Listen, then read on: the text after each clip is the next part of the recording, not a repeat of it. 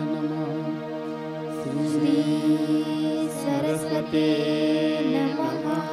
श्री गुरुभ्यो नमः। जगद्गुरु नरेंद्राचार्य महाराज की जय। सद्गुरु काडसिद्धेश्वर महाराज की जय। संत शिरोमणि गजानन महाराज की जय। आद्य जगद्गुरु रामानंदाचार्य महाराज की जय। सियावल्लभ रामचंद्र की जय। गुरुर्ब्रह्मा गुरुर्विष्णु गुरुर्देवो महेश्वरा गुरुर्साक्षात् परब्रह्म तस्मै श्री गुरवे नमः। सार्थ श्रीमद दासबोध दशक 8वा समास पहिला देवदर्शन। श्रीराम श्रोते व्हावे सावध विमळ ज्ञान बाळबोध गुरु शिष्यांचा संवाद अतिसुगम परियेसा। देव कोणासे म्हणावे कैसे तयासे जाणावे तेची बोलणे स्वभावे बोलिजेर। जेणे केले चराचर केले सृष्ट्यादी व्यापार सर्व करता निरंतर नाम जाचे। तेने केल्या मेघमाळा चंद्रबिंबी अमृत काळा तेज दिधले रविमंडळा जया देवे। ज्याची मर्यादा सागरा जेणे स्थापिले फणीवरा जयाचे निगुणे तारा अंतरिक्ष। चारी खाणी चारी वाणी 84 लक्ष जीवयोनी जेणे निर्मिले लोकतिनी तया नाव देव। पुंडलीक वरदे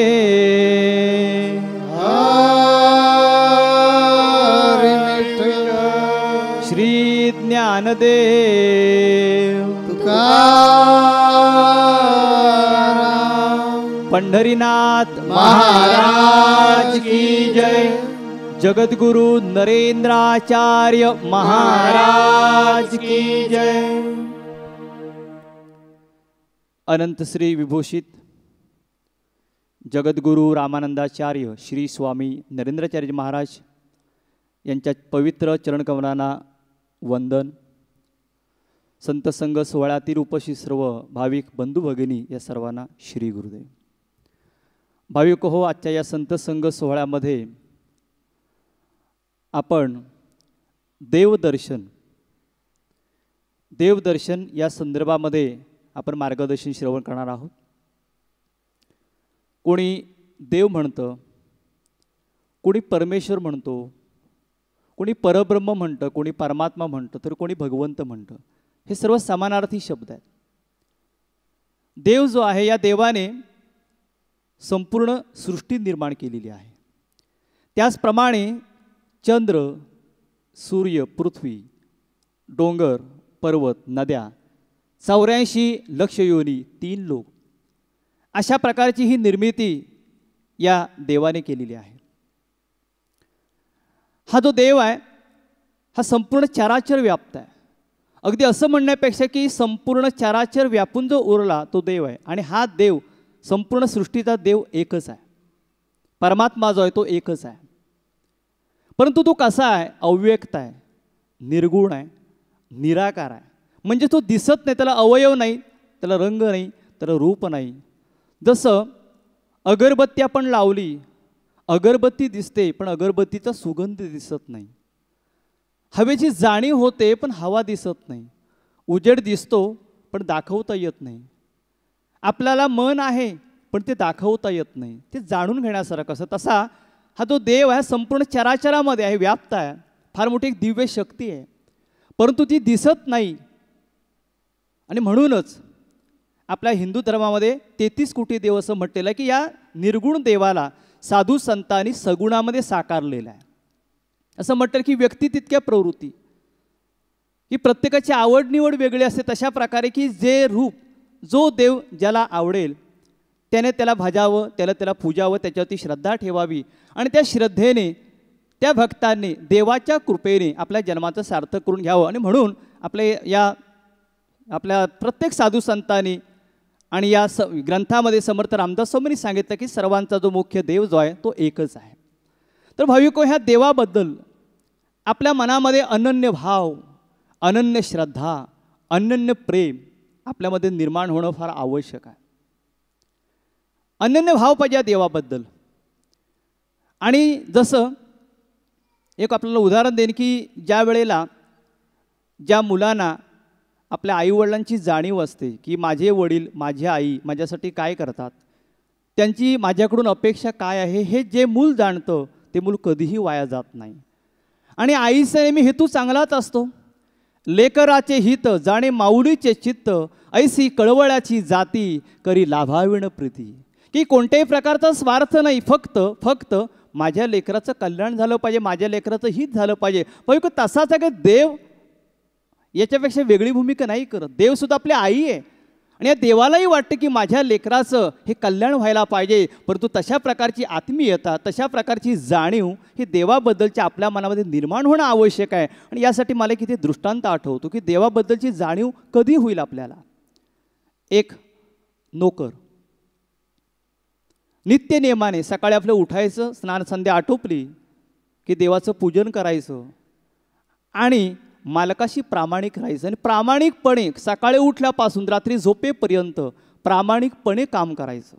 जसं वारंवार आपल्याला जगद्गुरू माऊली आपल्याला सांगत असतात की बाबा रे 10 मिनटं आपण भक्ती करा. पण 10 मिनटं भक्ती करून आणखी एका संदेशाची जगद्गुरू माऊली आपल्याला जी जोड करून देतात ती अत्यंत महत्त्वाची आहे. काय सांगतात जगद्गुरू माऊली की स्वप्नात सुद्धा कुणाचं वाईट चिंतू नका.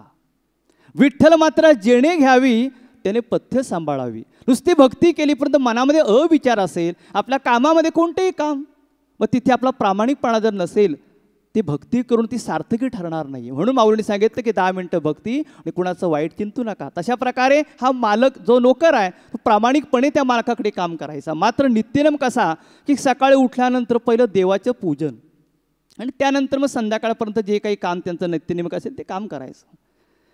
मालकाच्या लक्षात आलं की नित्यनेमाने देवाची पूजा करतो. आणि म्हणून ते मालक ते नोकराला सांगतात की बाबा रे, माझ्या समजुतीप्रमाणे की संसार चालण्यासाठी पैशाची आवश्यकता आहे आणि मी तर तुला पगार देतो आणि त्या पगारातून तुझा चरितार्थ, तुझा संसार चालण्यासारखा आहे ना, मग तू देवाची भक्ती का करतो, असा प्रश्न त्या मालकाने त्या नोकराला विचारला. परंतु शेवटी तो मालक आहे ना, लगेचच कसं सांगणार, मग राग तर नाही येणार, वाईट तर नाही वाटणार, आपण त्याच्याकडे नोकरी करतो. शेवटी त्याने सहानुभूतीसुद्धा पाळली, काहीच ते बोलले नाहीत. असे वारंवार अनेक वेळा त्या मालकाकडून नोकरांना विचारणा झाली की मी जर तुला पगार देतो, चरितार्थासाठी पैसा आवश्यक आहे, तर तू देवाची भक्ती का करतो. भाविको, कसं आहे की भक्तीच्या माध्यमातून ज्ञान मिळतं, भक्तीमुळे ज्ञान प्राप्त होतं आणि ते ज्ञान त्या खऱ्या अर्थाने भक्ताला झालं होतं. आणि म्हणून त्याने एक दिवस त्या मालकाला सांगितलं की त्याचं उत्तर मी आपल्याला देऊ इच्छितो. देऊ का, आज्ञा घेतली. आणि त्या नोकराने सांगितलं की मालक, आपलं म्हणणं मी नाकारत नाही, आपण म्हणाल तसं मी वागेन, मी देवाची भक्ती नाही करणार, परंतु माझ्या 3 अटी आहेत. ह्या अटी आपण जर मान्य केल्यात तर मी देवाची भक्ती बंद करेन. मग लगेच मालकाने सांगितलं, सांग बघू काय तुझ्या अटी आहेत. त्याला वाटलं अगदी ते काही सामान्य अटी असतील, सांग तुझ्या काय अटी आहेत. आणि म्हणून त्या नोकराने पहिली अट सांगितली की मालक, मी जेवेन परंतु आपण जेवायचं नाही. शक्य आहे का. त्याला पहिला धक्का बसला मालकाला, काय विचित्र अट आहे, म्हणजे हा जेवणार आणि मी जेवायचंच नाही. मालकाने विचारलं, हा 1 दिवसाचा आहे का ही अट. नाही, कायम स्वरूपाची आहे, मी जेवेन पण आपण जेवायचं नाही. मालक थोडा स्तब्ध झाला. बरं सांग, उत्कंठ आलेले, तर ही अशी विचित्र एक अट याने टाकलेली आहे, दुसरी अट काय सांगते म्हणून पटकन मालक बोलला, सांग बघू दुसरी अट काय आहे. तेव्हा त्याने सांगितलं नोकराने की मी झोपेन पण आपण झोपायचं नाही. मला डोक्याला हात लावून, विचित्र अशी अटी आहे, ती पहिली पण अट विचित्र, ही तर त्याच्यापेक्षा विचित्र. एका दिवसात नाही झोपायचंच नाही, मी झोपेन आपण नाही झोपायचं. बरं सांग बघू आता तुझी तिसरी अट कोणती. जवळ तो गर्भगळीतच झाला होता ह्या 2 अटी ऐकून. सांग बघू तुझी तिसरी अट कोणती आहे. तेव्हा त्याने सांगितलं की मालक, ज्या ठिकाणी मी जाईन त्या ठिकाणी आपण पाहिजेत.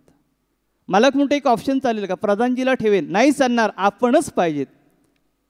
आणि तिन्ही अटी जे आहेत त्या मान्य करण्यासारख्याच नव्हत्या, म्हणून त्या मालकाने मान्य केल्या नाही. आणि शेवटी त्या नोकराने मालकाला सांगितलं की मालक मान्य आहे, संसार चरित्र चालण्यासाठी पैसा आवश्यकच आहे, परंतु जर जन्माचं सार्थक करायचं असेल तर देवाची कृपा ही आवश्यक आहे. मी देवाची भक्ती का करतो त्याचं कारण असं आहे की मी जेवतो पण माझा देव जेवत नाही. आपण सुद्धा बघा देवाला नैवेद्य दाखवतो, प्राणाय स्वा, अपान स्वा, व्यानाय स्वा, उदान समान स्वा वगैरे. भूक जर लागलेली असेल तर 2 मिनटंसुद्धा ते जे भोजनाचं जे पात्र आहे देवाच्या समोर आपण ठेवत नाही. देव कधी रागवत सुद्धा नाही, लगेच उचलतो आणि आपण स्वाहा करतो. कधी जेव देवतो नाही. तो फक्त श्रद्धेला भुकेलेला आहे, त्याला बाकीचं पंचपक्वानातलं नको आहे, त्याला फक्त भाव हवा आहे की मी जेवेन ते मी माझ्या देवाला उपोषी कसं काय ठेवू, हा भाव फक्त तो त्याला प्रिय आहे. म्हणून तो देव कधी जेवत नाही. राजाला म्हणजे त्या मालकाला पटलं, बरोबर आहे उत्तर हे. मालक आणि त्या नोकराने दुसऱ्या अटीचं उत्तर दिलं की मालक मी झोपतो परंतु माझा देव झोपत नाही, आणि जेव्हा देव झोपतो तेव्हा मी कधीच जागा होत नाही. श्रीराम जय राम जय जय राम. देव आपल्यातला देव झोपला की पुढची तयारी लगेच सुरू होते. इतकी त्या देवामुळं मला किंमत आहे, माझ्या देहाला किंमत आहे. माझा देव झोपत नाही, मी झोपतो पण देव झोपत नाही. आणि तिसऱ्या अटीचं तिने उत्तर दिलं की मालक तिसरी जी अट होती की ज्या ठिकाणी मी जाईन त्या ठिकाणी आपण पाहिजेत, आपण नाही राहू शकत, परंतु देव ही चराचर व्याप्ती शक्ती आहे, ती सावलीसारखी. मी भक्ती केली की देव ही शक्ती सावलीसारखी माझ्या पाठीशी राहते. आणि मला इथे एक भजन आठवतं, जेथे जातो तेथे तू माझा संगाती, जेथे जातो तेथे तू माझा संगाती, चालविसी हाती धरोनिया, चालविसी हाती धरोनिया, जेथे जातो तेथे तू माझा संगाती, जेथे जातो तेथे तू माझा संगाती, जेथे जातो तेथे तू माझा संगाती. आणि हे उत्तर ऐकल्यानंतर ते मालकाने मान्य केलं होतं की नाही, भक्तीतून ज्ञान मिळतं आणि खऱ्या अर्थाने आपल्या जन्माचे सार्थक होण्यासाठी त्या देवाची कृपा ही आवश्यक आहे. हे मालकाला पटलं. आपल्याला सुद्धा दृष्टांतातून हे जाणीव झाली असेल आपल्याला की देवाची कृपा ही आवश्यक आहे. देवाबद्दल आपल्याबद्दल प्रेम निर्माण झालंच पाहिजे. कारण मगाशी आपण पहिल्या पूर्वार्धामध्ये आपण ऐकलं की ज्याप्रमाणे ही सृष्टी त्या परमेश्वराने त्या देवाने जशी निर्माण केली तसं आपल्यालाही जन्माला घालणारा तोच आहे देवदर्शन. देवदर्शन मग आपण सरळ सरळ अर्थ लावायचा नाही. कधी कधी आपण म्हणतो मी तीर्थयात्रेला आपण जेव्हा जातो किंवा काही भाविक तीर्थयात्रेला गेले की म्हणतात मी देवदर्शनाला जातो. समर्थ रामदास स्वामी इथे अर्थ अभिप्रेत असा आहे की देवदर्शन म्हणजे की आपल्या हृदयामध्ये जो देव आहे त्या देवाचं दर्शन म्हणजे आत्मज्ञान. अशा अनुषंगाने त्यांना इथे आपल्याला अर्थ सांगायचा आहे. आणि म्हणून भाविक हो की जसा सृष्टीमध्ये जो आहे तो परमात्मा आणि आपल्यामध्ये जो आहे तोच परमात्मा आत्मरूपाने आपल्यामध्ये आहे. आणि या आपल्यामध्ये जर का देवाचं जर दर्शन घडलं नाही तर आपलं जीवन आहे ते सार्थकी लागणार नाही. आपल्या जन्माचं ध्येय आहे की ज्याने जन्माला घातलेला आहे तर त्याची आपल्याला ओळख, त्याचं दर्शन झालं पाहिजे. नाहीतर काय होईल की पुनरुपी जनन पुनरुपी मरण आणि पुनरुपी जननी जठर शयनम, की पुन्हा जन्माला यावं लागेल, पुन्हा मरावं लागेल. अशी स्थिती जर यायला नाही पाहिजे असेल तर देवाचं जे दर्शन आहे ते आपल्याला घडलं पाहिजे. आणि या देवाचं दर्शन घडवणारे कोण असतात तर सद्गुरू. म्हणून जीवनामध्ये सद्गुरूंची नितांत आवश्यकता आहे. कारण जो देव आणि आपण याच्यातला जो दुवा आहे तो म्हणजे सद्गुरू आहे.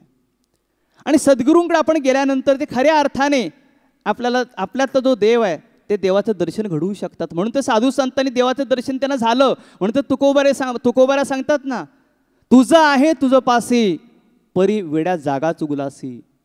ज्ञानेश्वर माऊली सांगतात, निर्जीव दगडाची काय करशील सेवा, तो तुझं निर्देव देईल काय, कवण्या गुणी फुली पडली गव्हारा, तीर्थांच्या माहेरानं ओळखसी. अष्टोत्तरशे तीर्थे जयाच्या चरणी तो तुझ्याच हृदय आत्माराम, देही देव असता फिरशी नाना तीर्था चुकलासी आता म्हणे ज्ञानदेव. ज्ञानेश्वर माऊलीने हेच सांगायचं की देव आपल्यामध्येच आहे. आपल्या जगद्गुरू माऊलीने सुद्धा त्या देवाची ओळख करून घेतली. त्याने देव जाणला, त्याने देव अनुभवला आणि ठामपणे सांगितलं देव आहे हृदयात नको जाणे राऊळात. आणि साऱ्या संतांनी जाणीला श्रेष्ठ अशा परमात्म्याला. तर भाविक हो जगद्गुरू माऊलींनी हा देव जो आहे तो जाणलेला आहे आणि ते सक्षम आहेत, ते समर्थ आहेत की त्या देवाचं दर्शन ते आपल्यालाही घडवण्यासाठी ते सक्षम आहेत. आणि म्हणून सद्गुरूंच्या सहवासामध्ये आल्यानंतर सद्गुरू नेमकं काय करतात. जसं मी आपल्याला इथे एक पानाड्याचं उदाहरण देईन. म्हणजे काही लोक पानाड्या म्हणतात. म्हणजे आपल्याला बोर पाडायची असेल, विहीर खोदायची असेल तर ती कुठे खोदावी या बाबतीमध्ये मार्गदर्शन करणाऱ्या व्यक्तीला काही पानाड्या म्हणतात. जमीन जी आहे ती माझी आहे, जमीन माझी आहे, पण पाणी कुठे लागेल हे मला माहिती नाही किंवा मला ते कळू शकणार नाही आहे. तर त्यासाठी तज्ज्ञ व्यक्तीची गरज आहे की ज्याला भूगर्भशास्त्राचं ज्ञान आहे, ज्याला त्याच्यातलं कळतं. अशा तज्ज्ञ व्यक्तीकडून जर आपण ती बोरची जागा, विहिरीची जागा फिक्स केली तर ती बरोबर त्या ठिकाणी पाणी लागणार आहे.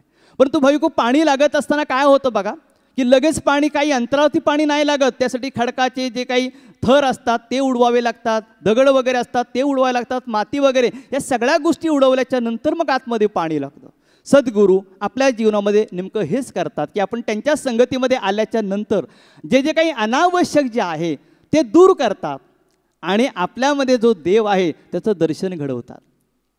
सद्गुरू कधी कधी मूर्तिकाराची सुद्धा भूमिका बजावतात बघा. मूर्तिकार काय करतो की त्याच्यासमोर अगोदर दगडच असतो, अगदी बाहेर जसा उबड दगड तसा तो त्याच्यामध्ये तो दगड असतो आणि त्या दगडामध्ये मूर्ती बनवण्याचं कौशल्य, कला त्याच्याकडे असते. जसं माणसाला माणूस म्हणून जगवायचं आहे ही कला जशी सद्गुरूंकडे असते, तशा प्रकारे त्या मूर्तिकाराकडे ती कला आहे की ओबडधुबड कसाही जरी दगड असला, कसाही प्रकारचा दगड समोर आणून ठेवला तरी तो त्याला योग्य प्रकारे काय करतो, अनावश्यक जो भाग आहे तो काढून टाकतो आणि जे राहतं ती होते मूर्ती. तशाच प्रकारे आपण जेव्हा सद्गुरूंच्या सहवासामध्ये जातो तेव्हा सद्गुरू काय करतात की जे आपल्यामध्ये अनावश्यक जे काही आहे ते त्यांच्या वैचारिक प्रबोधनाने ते दूर करतात आणि आपल्यामध्ये देवत्व कसं प्राप्त होईल, आपल्यामध्ये ती देवशक्ती जागृत कशी होईल, आपलं आचरण देवासारखं कसं होईल याचा प्रयत्न जो आहे ते सद्गुरू करतात. आणि म्हणून देवदर्शन घडणं हे अवघड नाही आहे. आपण सद्गुरूंच्या वाणीवरती विश्वास ठेवला, सद्गुरूंच्या वचनाप्रमाणे जर वागलो तर ते नक्कीच आपल्याला देवदर्शन घडवू शकतात. म्हणून तर जगद्गुरू माऊली बघा अत्यंत साध्या सोप्या पद्धतीने सांगतात. आपण सुद्धा जगद्गुरू माऊलींचं प्रवचन ऐकलेलं आहे, यापूर्वी ऐकलं असणार, संत संघामध्ये आपण ऐकता. हे बऱ्याचशा जणांकडून हे ऐकायला मिळतं की जगद्गुरू माऊली जे काही सांगतात ते आम्हाला समजतं आणि समजेल असं सांगणं हा जगद्गुरू माऊलींचा हातखंड आहे. आणि त्याचप्रमाणे जगद्गुरू माऊली जास्त काही सांगत नाही, थोडंसं बघा ना, जीवनात आणि सुखाचं रहस्य 2 संदेशामध्ये माऊलीने सांगितलं. 10 मिनटं भक्ती करा आणि कुणाचं वाईट चिंतू नका, फक्त 2 संदेश, बाकी भाराभर काही माऊलीने सांगितलं नाही. तसं जर देवाचं जर दर्शन घडायला आपल्याला हवं असेल तर जगद्गुरू माऊलीने अत्यंत साध्या सोप्या पद्धतीने एक रामबाण उपाय त्याच्यावरती सांगितला की देवदर्शन घडणं अवघड नाही आहे. त्याचं उत्तर दिलंय माऊलीने की देवासारखं आचरण करा. एका वाक्यात सांगितलं, जे जे देवाला प्रिय आहे तशा प्रकारे वागा, तसं आचरण करा, तशी नीती ठेवा. देवाला काय आवडतं, दया, क्षमा, शांती, तेथे देवाची वस्ती, तिथं देव वस्तीला जातो, देवाला बोलण्याची गरज नाही. दुसरं आणखी सांगितलं, जैसी गंगा वाहे वैसे ज्याचे मन, भगवंत जाण त्याचे जवळी, त्याचेच जवळी देव भक्तिभावे उभा, स्वानंदाचा गाभा तया दिसे. की आम्हाला देवदर्शन जे आहे घडणार आहे कधी, की ज्या वेळेला आमचं मन पवित्र होईल, जेव्हा आमचं आचरण पवित्र होईल, देवाला अपेक्षित आमच्याकडून वर्तन होईल, देवासारखं आम्ही वागू, त्यावेळेला देवदर्शन घडणं हे अशक्य नाही असं आपल्याला जगद्गुरू माऊलीने सुद्धा त्यांच्या उपदेशामध्ये भाविको सांगितलेलं आहे. आणि म्हणून आपल्या जीवनाचं ध्येय आहे की आपल्यामध्ये जो देव आहे ते देवाचं दर्शन घडणं. आणि ते जर दर्शन घडलं नाही तर आपलं जीवन वाया जाईल. समर्थ रामदास स्वामी की ज्यांच्या आपण ह्या दासबोध ग्रंथाच्या माध्यमातून विविध विषयांचं आपण मार्गदर्शन ऐकतोय, त्या समर्थ रामदास स्वामींनी सांगितलं, ज्याच्या गावी जावे त्याचं नावच नाही ठावे. तसं ही सृष्टी त्या देवाची आहे आणि त्या देवाचं जर दर्शन घडलं नाही तर काय होणार आहे की आपलं हे जीवन आहे ते अधुरं राहील, इथं येणं आपलं सार्थकी लागणार नाही आहे. आणि म्हणून आपण सद्गुरूंच्या वचनावर विश्वास ठेवून सद्गुरूंनी सांगितल्याप्रमाणे आपण जर वागलो तर देवदर्शन हे घडणं अशक्य नाही आहे. देवदर्शन आहे हे आपल्यामध्ये झालं पाहिजे. समर्थ रामदास स्वामींना काय सांगायचं आहे की पंढरपूर, नाणीज, तुळजापूर, गाणगापूर करा म्हणजे देवदर्शन होईल, असा त्या शब्दाचा अर्थ नाही आहे. की जो आपल्यामध्ये आहे त्याचं दर्शन आपल्याला आपल्यामध्ये घडलं पाहिजे, त्यावेळी खऱ्या अर्थानं त्यावेळी खऱ्या अर्थानं काय होणार आहे, जन्माचं सोयीत होणार आहे. हा जन्म पुन्हा मिळणार नाही आहे. त्या जन्माचं सोयीत व्हायचं असेल आणि आपल्यामध्ये जो लपलेला आहे तो आपल्याला जर दिसायला पाहिजे असेल तर गुरूंशिवाय पर्याय नाही आहे. गुरुबोधाशिवाय पर्याय नाही आहे. गुरुकृपेशिवाय पर्याय नाही आहे.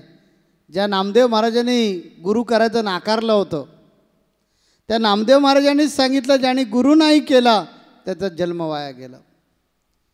आणि म्हणून प्रत्येक व्यक्तीने, मलाही असं वाटायचं की गजानन माझा गुरु, गजानन कल्पतरू, जीवनाचा सागरू गजानन, गजानन बंधू, गजानन चंदू, जीवनाचा आनंदू गजानन. अरे माझा आनंद गजानन आहे, माझ्या जीवनाचं ध्येय गजानन आहे. गजानन चित्त, गजानन वित्त, मज साक्षीभूत गजानन. मला गुरु करायची गरज काय? मी मनानं तनानं सर्वस्व जर गजानन महाराजांना अर्पण केलं आहे तर मला गुरु करण्याची आवश्यकता काय? गजानन महाराज माझे गुरु होऊ शकत नाहीत, पण गजानन महाराजांनी सांगितलं बा नाही, तुला काडसिद्धांना शरण जावं लागेल. आणि ज्यावेळी काडसिद्ध जीवनामध्ये आले त्यावेळी कळलं की गुरु एक महान शक्ती आहे. या गुरूंखेरीज परमात्माने आत्म्याची भेट होणं शक्य नाही. आणि म्हणून जीवनामध्ये गुरूंची आवश्यकता आहे. गुरु दिसायला माणूस आहेत, अगदी सामान्य माणसासारखे माणसं आहेत, परंतु त्यांच्या जवळ जोपर्यंत जात नाही तोपर्यंत गुरुमध्ये, त्या माणसामध्ये काय अलौकिक सामर्थ्य आहे हे कळत नाही. नामदेव महाराजांनी बघताक्षणी राग आला होता गुरूंचा नामदेव महाराजांना. हा माणूस जो आपल्या पायाचे जोडे देवाच्या पिंडीवर ठेवतो, डोक्यावर ठेवतो आणि झोपतो, इतका कसला उन्मत्त माणूस. पण ज्यावेळी त्याने संपूर्ण मंदिर फिरवलं, त्या गुरूंचे जोडे जे आहेत विसोबा खेत्रांचे पाय धरले आणि प्रत्येक ठिकाणी टाकत गेला ना. कारण विसोबा खेत्रांनी सांगितलं, बाळा माझे जर पाय देवाच्या डोक्यावर असतील जरा उचल ना आणि ठेव ना बाजूला. अरे मी दमलो आता, थकलो बाबा. त्या नामदेव महाराजांनी ते पाय घेतले आणि जोरात टाकण्यासाठी जिथेही ते खाली टाकायचा प्रयत्न केला तिथे तिथे देव साकार झाला आणि त्यांचे चरण झेलण्याचा प्रयत्न केला. त्या नामदेव महाराजांना गुरूंचा अधिकार कळला की गुरु ही फार मोठी एक शक्ती आहे. माझंही अज्ञान तसंच होतं. मलाही वाटत होतं गजानन महाराज जर माझे सर्वस्व आहेत तर मला गुरूंची गरज काय. तेव्हा जीवनामध्ये गुरु हे एक अनन्यसाधारण व्यक्तिमत्व नाही म्हणणार मी, एक शक्ती आहे. आणि त्या शक्तीला जर आपण अनन्य भावे शरण गेलो, त्यांच्यावर प्रगाढ प्रचंड मनापासून अंतःकरणापासून जर प्रेम केलं, ते आणि तेच, त्यांच्या व्यतिरिक्त जगात दुसरा देव कोणताच नाही. मी हरिपाठामध्ये सांगितलं आहे की सद्गुरूपेक्षा ज्याला देव वेगळा वाटतो, मोठा वाटतो, तो कधीच आपल्या जन्माचं सार्थक करू शकत नाही. गुरूंपेक्षा देव मोठा असूच शकत नाही, कारण या गुरूंमध्येच ही सगळी तीर्थ समाविष्ट आहेत. म्हणून तर म्हणतात ना, गगन सदृश्य, गगनासारखा विशाल असणारा, पुन्हा गुरुर ब्रह्मा गुरुर विष्णू. गुरूंना सगळी उपमा जरी दिली तरी गुरूंची बरोबरी होऊ शकणार नाही.